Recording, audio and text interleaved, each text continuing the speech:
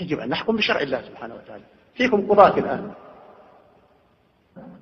تدربتم على الحكم في القضايا الصغيرة والكبيرة، ما الذي ينفعكم أن تقولوا كلمة الحق؟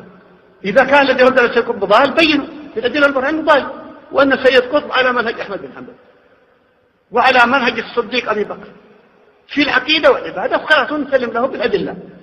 وإذا تبين أن السيد قطب على منهج ابن عربي في تقرير وحدة الوجود، وعلى منهج جهب بن صفوان في تعطيل الصفات والقول بخلق القرآن، وعلى منهج ماركس في الاشتراكية، وعلى منهج الماسونية في حرية الأديان، يدعو إلى حرية الأديان ويقول إن الإسلام جاء لحرية الأديان والقضاء على التعصب الديني، ويقول إن الدين ليس، إن العبادة ليست وظيفة حياة، ويقول أفكار مادية علمانية ماسونية، وتقدم لشبابنا أنها الإسلام. وبعدين يقول أنا أسب يا أخي، أنا أسب والله قد ما كفى ولا ما قدم، لكن هذا موجود في كتبه. هل يجوز لمسلم يحترم الإسلام ويحترم الحق أن يرى هذا الضلال الكبير العريض ثم يسكت عنه خوفا أو مجاملة أو نفاقا أو تقيا؟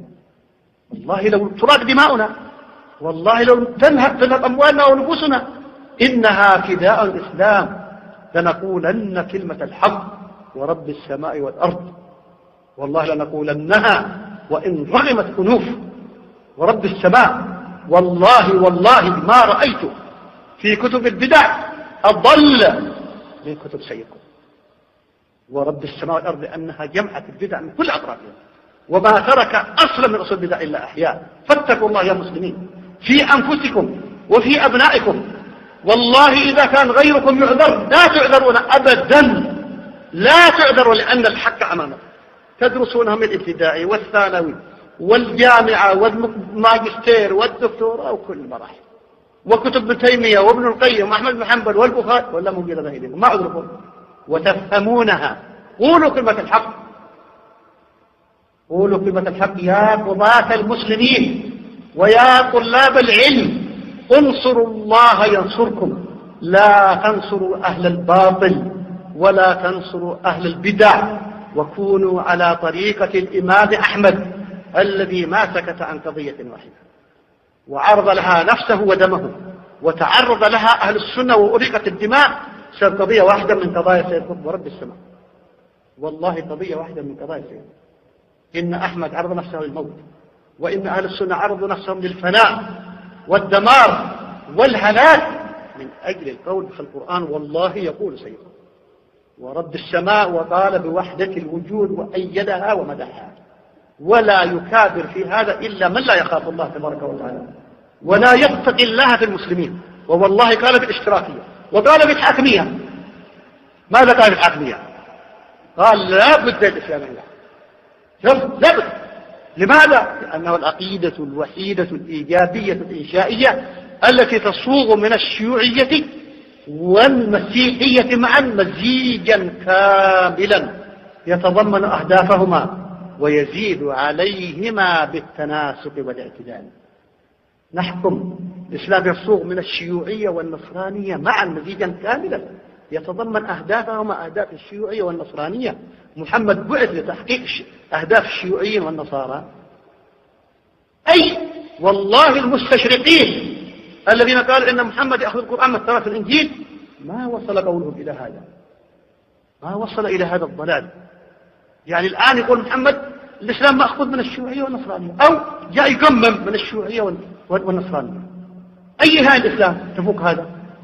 فيا إخوتاه الأمر جد، أمر مولع، أمر عقيدة، أمر حق، صراع بين الحق والباطل.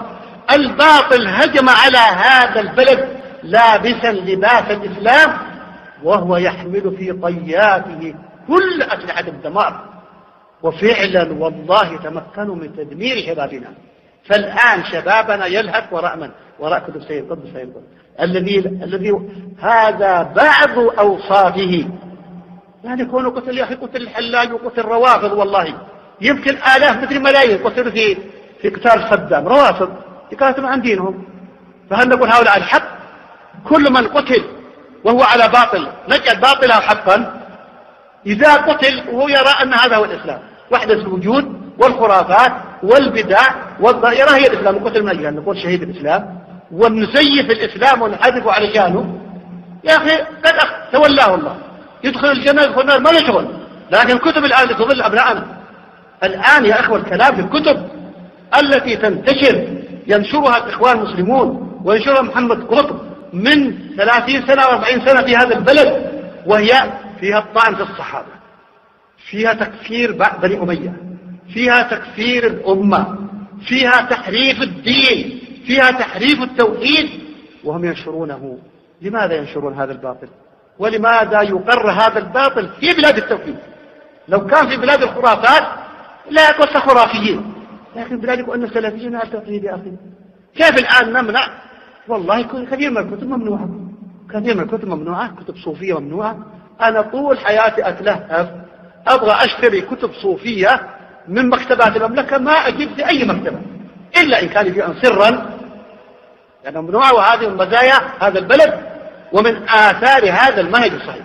حتى خرجت إلى السودان فوجدت فرصة واشتريت عددا من الكتب لكل طائفة كتاب، وجئت أقارن بينها، أدرسها دراسة مقارنة، الشاذلية والتيجانية والمرغنية والبرهانية من البرهانية وهو إلى آخره، وأقرأ فيها وإذا بها كلها تشترك في الدعوة إلى وحدة الوجود والشرك بالله، وأن الأولياء يعلمون الغيب ويتصرفون في الكون. ويقول قائلهم الشيخ المرغنية يقول: وكنت عين وجود القدس في أزل يسبح الكون تسبيحا لإجلاله، فالعرش والفرش والأكوان أجمعها الكل في ساعتي مستهلك بالي. أنا كنت أنا الله في الأزل، والعرش والكون كلهم في يدي مثل النملة، إلى آخر الدعاوى الكاذبة يدعي الألوهية.